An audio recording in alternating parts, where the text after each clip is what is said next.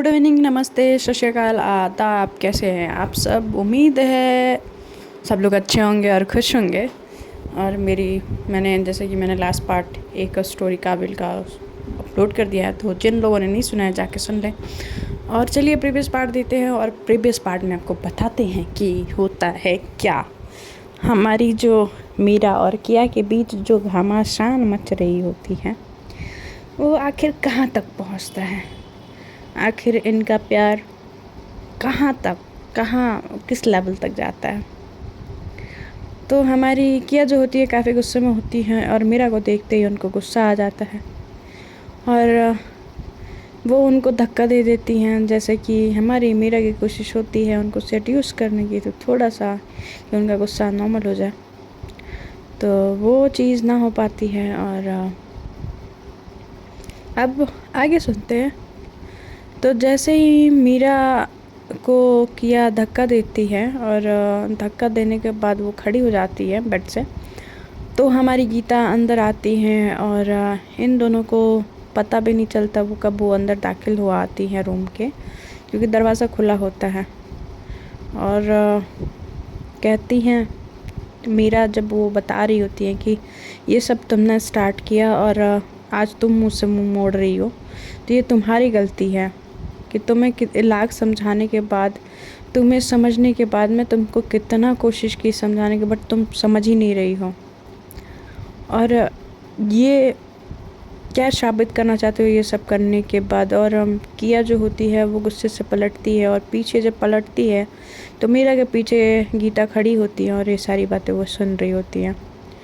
गीता को पीछे देखते ही किया जो होती है वो चुप हो जाती है, और वो कुछ नहीं बोलती है। तब जब मीरा देखती है कि ये कुछ नहीं बोल रही है, तो उसको लगता है कोई है पीछे, तो पलटती है, तो वो देखती है कि गीता होती है।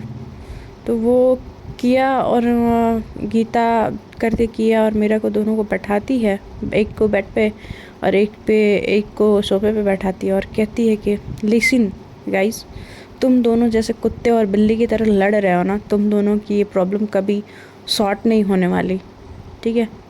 और ये क्या बिहेवियर है किया, हाँ, वो तुमसे प्यार करते हैं, इसका मतलब ये नहीं कि तुम उसका डिसरिस्पेक्ट करो, ठीक है। तुम उसके साथ जैसे मन करे वैसे पेश आओ। तुम्हारी शादी नहीं हुई है अभी, वो तुम्हारी कुछ नहीं लगती है, वो एक लड़की के नाते उसकी रिस्पेक्ट कर लो यार। इतनी तो इज्जत तुम कर ही सकती हो। जहाँ तक मुझे पता है तुम ऐसे किसी को डिसरिस्पेक्ट नहीं करना चाहोगी। एम आई राइट किया? तो कहते कि तो कहते कि तुम्हें नहीं लगता कि तुम्हें माफ़ी मांगने की ज़रूरत है? तो कहते कि मैं किसी से माफ़ी नहीं मांगने वाली, और ऐसे तो बिल्कुल नहीं। तो फिर वो मीरा को पूछती है कि मीरा आखिर बात क्या है। तो कहते कि मुझे नहीं समझ आ रहा है गीता की किस बात का इनको खुन्नस है, और किस बात के लिए गुस्सा हो रही हैं। मैं इनको कब से मनाने की कोशिश कर रही हूँ, कब से, मगर ये मान ही नहीं रही हैं। पता नहीं इनको क्या हो गया है। तो कहते कि हाँ, मैं नहीं मान रही हूँ। जैसे मैं नहीं मान रही हूँ, इसलिए लोगों के पास जाया जा रहा है, लोगों से मिला जा रहा है, वो भी छुपते छुपाते। तो ये देख क्या बकवास कर रहे हो किया, ये बेहद ही वाहियात बातें कर रहे हो अब आप। तो कहती है कि मैं और वाहियातें बात कर रही हूँ। गीता अभी साइड हो जाओ। क्या वाहियात बात कर रही हो मीरा? हाँ, मैंने तुम्हें नहीं देखा?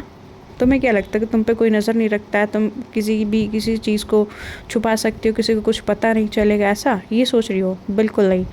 उस दिन तुम मार्केट में गाड़ी को पार्क करके अचानक से किससे मिल रही थी? वो हुडी वाला बंदा कौन था?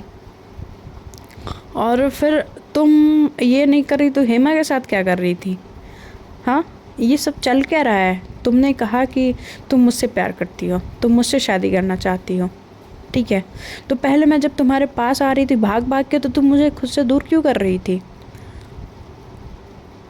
हाँ, तुम्हारी मर्ज़ी आई तो तुम मेरे ज़िंदगी में आ गई, तुम्हारी मर्ज़ी आई तो तुम चली गई। ये क्या है मीरा? तो कहती है कि उस गलती के लिए मैं माफ़ी चाहती हूँ ना, मैं माफ़ी मांग रही हूँ। और मेरी बात समझने की कोशिश तो करो कि अगर मैं किसी के बारे में नहीं बता रही हूँ या किसी से मिल रही हूँ तो उसका मतलब ये नहीं है कि कुछ गलती है हमारे बीच। तो कहते कुछ गलत नहीं तो बताने में क्या हर्ज है, तुम बता क्यों नहीं रही हो। तो ऐसे ही दोनों शाउट करते हैं और गीता इन दोनों को ऐसे लड़ते हुए देख के कहते कि चुप हो जाओ यारो, चुप हो जाओ, शांत। और कहती है मीरा को कि मीरा प्लीज़ अभी तुम स्कूल जाओ और ये मैं इसको मना के बात करके भेजती हूँ। तो कहती हैं कि पता नहीं गीता, ये इनके दिमाग में क्या हो गया है और इनके दिमाग में क्या बैठ गया है मुझे नहीं पता, मगर ये जो कर रही है ना अच्छी नहीं कर रही हैं। और जो ये मेरे बारे में सोच के बैठी हैं, इनकी बातें मैं आज तक इसलिए सुनती रही कि ये बस नाराज़ है नाराज़ है नाराज़ है, मगर इन्होंने आज मेरे कैरेक्टर पे उंगली उठाया है और ये चीज़ सही नहीं है। मैं ये बर्दाश्त नहीं करूँगी। ये सब कुछ बर्दाश्त कर सकती हूँ मगर ये नहीं। फिर मीरा जो होती है इतना बोल के चली जाती है और नीचे जाती है, आंटी से मिलती है, अंजलि आंटी से मिलती है। वो बोलती है आंटी मैं जा रही हूँ और किया का आप ध्यान रखिएगा। तो कहती हैं कि पर बेटा तुम ऐसे क्यों बोल रही हो। तो जो आंटी होती हैं वो मीरा के नज़दीक आती हैं और कहती हैं कि उनके हाथों को अपने हाथों में पकड़ती हैं, कहती हैं कि आंटी मैं हार चुकी हूँ। मैं बहुत कोशिश कर रही हूँ किया को समझाने की, उसके आंखों में आंसू भरे हुए होते हैं मीरा के।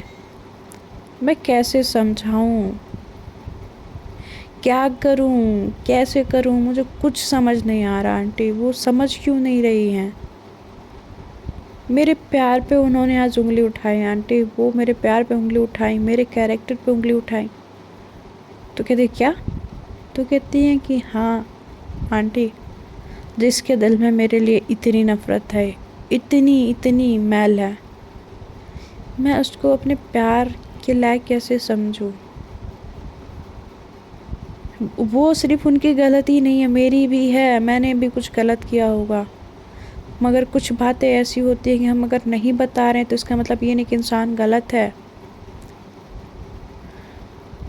कहते कि आंटी मुझे माफ़ कर दीजिएगा, मुझसे जो भी गलती हुई होगी उसके लिए मैं माफ़ी चाहती हूँ और ध्यान रखिएगा आप उसका। और ये बोल के मीरा वहाँ से चली जाती है। उसके आंखों में आंसू भरे हुए होते हैं और वो आंसू जैसे घर से बाहर निकलती है उसकी आंखों से बहने लगते हैं। मीरा के वो उस सब बातों से इतनी तकलीफ़ नहीं किया कि इस तरीके से, इस रवैये से बहुत ज़्यादा तकलीफ़ हो रही होती है, क्योंकि अब उसके शादी में कुछ ही दिन बच्चे हुए होते हैं और इधर घर वाले उनकी तैयारियां चल रही होती हैं शादी के लिए। और अब इतनी सारे नाटक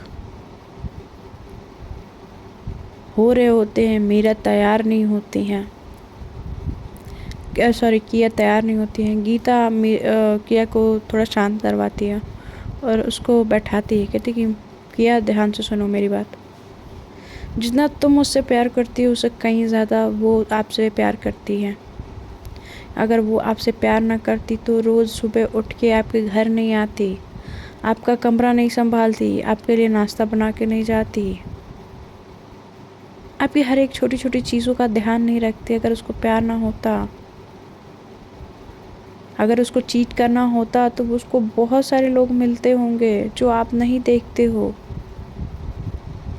किसी के कैरेक्टर पे उंगली उठाने से पहले आपको 10 बार सोचना चाहिए और आपके पास उस बात को साबित करने के लिए पुख्ता सबूत होने चाहिए।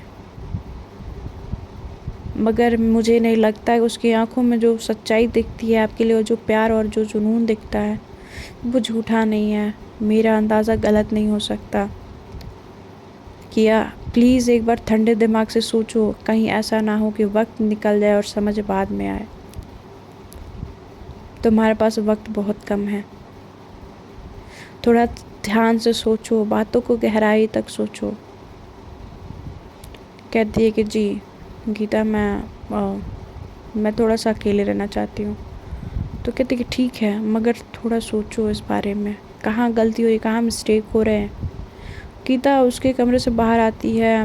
किया थोड़ी देर में तैयार होके नीचे आती है। इधर गीता और अंजलि में बात होती है कि ये किया को हो क्या गया है, वो कितनी समझाने की कोशिश कर रही है, समझ ही नहीं रही है। तो आज तो कहती हैं कि आज मैं इसको नहीं छोड़ने वाली, जब तक इसके डंडे नहीं बजेंगे ना, इसका दिमाग ठिकाने नहीं आएगा। तो ये जो नीचे जब आती हैं, उसकी मॉम डंडा लेके खड़ी होती हैं। उसके डैड और चाचू चले गए होते हैं, ऑफिस निकल चुके होते हैं और यही तीनों घर पे होते हैं। तो उधर इनकी मॉम डंडा लेके आती हैं। तो जैसे मॉम के हाथ में डंडा देखती हैं, कहती कि मॉम डंडा क्यों? तो कहती कि आज तेरी पिटाई करनी है। तो कहती क्यों, क्या किया मैंने? तो कहती कि तुझे समझ नहीं आ रहा ना। वो उनके पीछे भागने लगती हैं और मीरा आगे, सॉरी किया आगे भाग रही होती हैं। वो सोफ़े के पीछे कभी छुप रही होती हैं, तो कभी टेबल के साइड से गुज़र रही होती हैं। उनकी मॉम उनके पीछे पीछे भाग रही हो, कभी डाइनिंग टेबल के पीछे, तो कभी ऐसे करके वो उनसे बचने की कोशिश कर रही होती है। कहती मॉम शांत हो जाओ, थक जाओगे आप, क्यों कर रहे हो? तो कहती कि तुझे समझ नहीं आ रहा है ना, मेरी बहू ने तुझे बार बार समझा लिया, मगर तेरे को समझ नहीं आती ना, तो तुझे ऐसे समझ नहीं आएगी, अब तुझे डंडा ही समझाएगा। तो कहती है मॉम मॉम लग जाएगी, मेरे को लग जाएगी, मॉम प्लीज़ प्लीज़ रुक जाओ, शांत हो जाओ मॉम, मैं समझाती हूँ, मैं रुको रुको रुको 2 मिनट रुक जाओ, रुको मैं समझाती हूँ। नहीं मुझे नहीं समझना है, अब तुझे समझना है और ये मेरा डंडा तुझे समझाएगा। कहती है मॉम प्लीज़, सॉरी, मैं आपकी बहू को परेशान नहीं करूँगी, एक मिनट मॉम प्लीज़ रुक जाइए। और वो अपनी मम्मी को सॉरी बोलती है, कहती कि मॉम सॉरी, मैं आपकी बहू को भी बोल दूँगी सॉरी, प्लीज़ डंडा नहीं ना मम्मी, बहुत चोट लगेगी यार, बहुत पिछवाड़ा लाल हो जाएगा, मुझे कॉलेज आना है, प्लीज़। और मेरे देखो सर पे भी चोट लगी है। तो वो दिखा के थोड़ा सा, कहते हैं ना कि माँ को तो भैया इमोशनल कैसे भी कर ही लेते हैं बच्चे, वो दिखा के। और जब जो अंजलि जी होती है, उनका गुस्सा थोड़ा सा नॉर्मल होता है और कहती कि तुझे मीरा कितना समझा रही है, तुझे समझ क्यों नहीं आ रहा है, तू क्यों अपनी ज़िंदगी बर्बाद करने पे तुली हुई है किया? तो कहती मैं नहीं कर रही, वो कर रही है मेरी ज़िंदगी। तो कहती कि क्या बोली? तो कहती कुछ नहीं मॉम, मैंने कुछ नहीं बोला। तो कहती हैं कि ठीक है, अगर नहीं समझी ना किया, तो मैं बता देती हूँ, मैं तेरे से बात नहीं करूँगी, मैं तेरे को अभी बोल देती हूँ, मेरे से कोई उम्मीद मत रखना कि मैं तेरे से कोई बात करूँगी, तेरे पास आके तुझे कुछ समझाऊँगी या तू समझेगी, मैं इस बात का इंतज़ार नहीं करूँगी। तू सोच ले, तेरे कुछ दिनों में तेरी शादी है, याद रख ले बात, कहीं ऐसा ना हो कि तू अपना सब कुछ खो दे। ऐसे बोल के उनकी मॉम चली जाती हैं और गीता उनको थोड़ा सा आंखों से इशारा करके दिलासा दिलाती हैं। वो किया भी उनका मूड ऑफ हो जाता है मॉम की बात सुन के, और वो बिना नाश्ता किए ही घर से निकल जाती हैं। घर से निकल तो जाती हैं और गाड़ी चालू करती हैं और वो कॉलेज की तरफ चली जाती हैं। कॉलेज जब जा रही होती हैं, वो सोच रही होती हैं उनकी मॉम की बातें, मीरा की बातें और फिर गीता की बातें उसके दिमाग में चल रही होती हैं कि ये क्या हो रहा है। कुछ वक्त में मेरी शादी है और मैंने अगर शादी कर ली तो कहीं सच में सब कुछ बर्बाद ना हो जाए, या कहीं सच में तो मैं कुछ कहीं गलत तो नहीं कर रही। उसके दिमाग में ये डाउट आता है और फिर वो गाड़ी चलाते हुए घर को पहुंचती है, स्कूल को पहुंचती है, गाड़ी पार्क करती है और थोड़ा सा उसको देरी हो चुकी होती है, तो गेट पे उसको एंट्री नहीं मिलती है। तब तक वो मीरा निकल रही होती है स्टाफ रूम से, तो फिर वो देखती है कि वहाँ पे किया बहस कर रही है। तो वहाँ पे जाती है, वहाँ जो वॉचमैन होते हैं उनको बोलती है कि आप जाने दो इसको, और ये बोल के वहाँ चली जाती है। और किया अब पीछे आती है बोलने के लिए थैंक यू, तो वो उस पर कुछ रिप्लाई नहीं करती है और मीरा वहाँ से चली जाती है। मीरा जाती है स्टाफ रूम में और अपना नोट्स उठाती है, अपना अटेंडेंस शीट उठाती है और वहाँ से चली जाती है। वो अटेंडेंस शीट में अटेंडेंस लगा रही होती है, तो अनु बोल रही होती है, अनु की आवाज़ आ ही नहीं रही होती है। तो कहती कि अनु कहाँ चली गई? उसका बैग कॉलेज में ही होता है। और ये गई कहाँ? ये तो कॉलेज कभी छोड़ के बाहर जाती नहीं है। और फिर ये परेशान थोड़ा सा होती है। पहले वो सोचती है कि पहले क्लास लेने के बाद मैं अनु को ढूंढती हूँ। ऐसे क्लास बंक करेगी तो पढ़ाई कैसे होगी? और वो क्लास स्टार्ट करती है, नोट्स देती है सबको और समझाती है। और फिर वो कंपटीशन के भी नोट्स देती है थोड़े बहुत। और सब अपना अपना क्वेश्चन लेके आते हैं। हेमा भी आती है। हेमा को थोड़ा सा दूर दूर खड़ा होके बात करने को बोलती है। तो किया ये चीज़ देख के थोड़ा सा उसको संतुष्टि आती है कि नहीं, शायद मैं कुछ गलत सोच रही हूँ, कुछ तो गलत हो रहा है। फिर ऐसा होता है, थोड़ा सा हेमा को अच्छा नहीं लगता है। इधर रोली जो होती है वो अपने स्पोर्ट ग्राउंड में होती है। तो जैसे ही इसका क्लासेस ख़त्म होता है, हेमा जाती है, रोली को बोलती है। रोली आती है मीरा के पास और मीरा से बोलती है कि तूने आज हेमा को ऐसे ही किया? तो कहती है कि हाँ, मैंने ही उसको मना किया। रोली रहने दे, मुझे लगता है कि ये सारी चीज़ें करने से और भी रिश्ते ख़राब हो रहे हैं, तो मुझे नहीं लगता कि ये करना हमारा सही होगा। वो जो बोलती है रोली, मेरे को ये सब नहीं करना, रहने दे, और मैं अब हार मान चुकी हूँ कि अब नहीं मानने वाली। और बस यही अब मैंने मान लिया है, तू भी मान ले। और इस बात से थोड़ा सा रोली दुखी होती है। और मीरा क्योंकि दुखी होती है इस बात से, वो कहती खैर तूने अनु को देखा? तो कहती कि नहीं, मैंने सुबह से नहीं देखा। तो कहती कि नहीं, मैंने कॉलेज में उसको छोड़ी थी और वो कॉलेज आई थी। वो गई कहाँ? तो कहती है कि कॉलेज आई थी, मैंने उसको सुबह से नहीं देखा। तब कहती है कि ऐसे कैसे हो सकता कि वो मैंने छोड़ा और वो कॉलेज ना आई हो, और उसका बैग तो है उसके उस पर। तो कहती हैं कि फिर हम पूरा वो कॉलेज ढूंढते हैं, पूरा मतलब वो पूरी जगह ढूंढ लेते हैं, बस वहाँ जो कॉलेज का स्टोर रूम होता है वो वहाँ पे नहीं जाते, क्योंकि स्टोर रूम हमेशा लॉक रहता है, तो वहाँ पे जाने का कोई मतलब ही नहीं बनता है। फिर वो परेशान हो जाती है मीरा कि अचानक से लड़की कहाँ चली गई। और वो बहुत ज़्यादा परेशान होती है, बहुत ज़्यादा परेशान होती है। वो परेशान होके कॉरिडोर में जो कॉलेज का होता है वहाँ पे घूमे जा रही होती है। रोली को बोलती है, रोली यार ये पूरे कॉलेज में नहीं है, कहाँ गई अनु? तो कहती कि उसके दोस्तों से पूछा? तो कहती कि नहीं, मैं पूछती हूँ ना। जब वो लंच होता है, जैसे वो सारे कैंटीन में आते हैं, मीरा जाती है तो कहती कि बच्चों मुझे तुम लोगों से ये पूछना था। वहाँ पे किया भी होती है कि अनु को देखा क्या? तो कहते कि नहीं, आज तो हम लोग सुबह से उसको नहीं देखे। तो कहती है कि ये अनु की बच्ची कहाँ चली गई थी, ठीक है तुम लोग लंच करो। वहाँ से जाती है और प्रिंसिपल ऑफिस जाती है वो सीधे। जब अनु नहीं मतलब दिख रही होती है, किया भी काफ़ी नोटिस कर रही होती है। किया फिर मीरा को नोटिस करती है, काफ़ी परेशान दिख रही होती है, तो उससे रहा नहीं जाता और वो कहती है कि मैं अभी आती हूँ।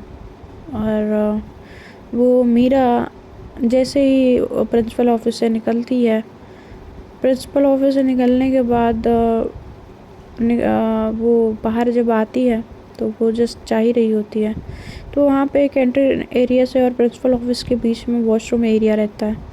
तो वहाँ पे झटके से मीरा की जो हाथ होती है वो कोई खींचता है और फिर से वही इंसिडेंस होता है। किया के ऊपर मीरा पूरी तरह से गिरी हुई और दोनों ही नीचे फर्श पे गिरे हुए होते हैं। और किया ऐसे उनके आँखों में देखे जा रही होती है। उनके जो बाल जो होते हैं मीरा के, वो उनके फेस पे आ रहे होते हैं, क्योंकि उन्होंने पूरे बालों को तो जूड़ा किया होता है, मगर जो 2-3 बाल उनके जो होते हैं वो फेस पे आ रहे हो।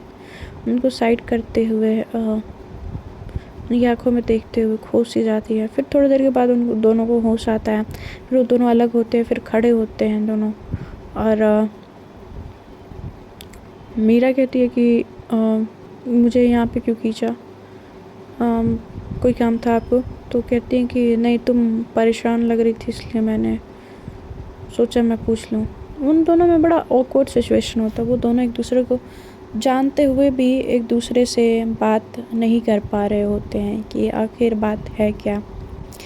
इन दोनों में इतना मनमुटाव, इतना मतभेद क्यों है? इन मतभेद में इन दोनों के बीच जो ये छोटे छोटे मोमेंट्स हो रहे होते हैं, कहीं ना कहीं उन दोनों को करीब और दूर दोनों भेज रहे होते हैं। तो कहती है कि कुछ नहीं, मीरा कुछ बोलती नहीं है। तो कहती है कि मीरा, मैं कुछ पूछ रही हूँ, हमारा झगड़ा, हमारी लड़ाई अलग है, मगर अनु मेरी दोस्त है और तुम्हारी बहन है, तो ज़्यादा इम्पोर्टेंट है उसको ढूंढना। क्या हुआ है बताओ? तो कहती है कि मैं जब घर से निकली थी तो आज तो जल्दी निकली थी और मैंने उसको लाके कॉलेज छोड़ा था और फिर मैं आपके घर चली गई थी और मैंने उसको बोला था कि वो कॉलेज अंदर चली जा, मैं आती हूँ। और मैं आपके घर पे गई, फिर मैंने अपना फ़ोन देखा नहीं। उसने मुझे कॉल लगाया था बट मैंने कॉल बैक किया तो उसका फ़ोन बंद आ रहा था। तो मैंने सोचा कि मैं कॉलेज आके उससे बात कर लूँगी। और अटेंडेंस जब लगा रही थी तो उसका अटेंडेंस आया नहीं, तो मुझे लगा कि वो कहाँ गई। मैंने पूरा कॉलेज देख लिया और अब मुझे डर लग रहा है। और उसके हाथ को देखते, उसके हाथ शिविर कर रहे होते हैं। जो क्या होती है, उसके हाथों को शिविर होते हुए देख पा रही होती है, अच्छे से देख पा रही होती है कि उसके हाथ काँप रहे होते हैं और उसके होंठ भी काँप रहे होते हैं। और ऐसे काँपते हुए सिचुएशन में मीरा को किया हक करती है। हक करने के बाद उसको टाइटली हक करती है कि देख रिलैक्स, कुछ नहीं होगा अनु को, मैं ढूंढ के लाऊंगी उसको, शांत हो जाओ। तो कहती है कि पता नहीं कहाँ चली गई है, मुझे समझ नहीं आ रहा है कि क्या हो गया उसको, और कहीं कुछ हो गया तो मैं माँ को क्या जवाब दूँगी। कहती हैं मीरा को रिलैक्स कराती हैं किया और कहती कुछ नहीं होगा, शांत हो जाओ, और उनको शांत कराती हैं। और फ्रेंड्स, देखते हैं क्या होता है आगे। बने रहिए। Bye bye, take care.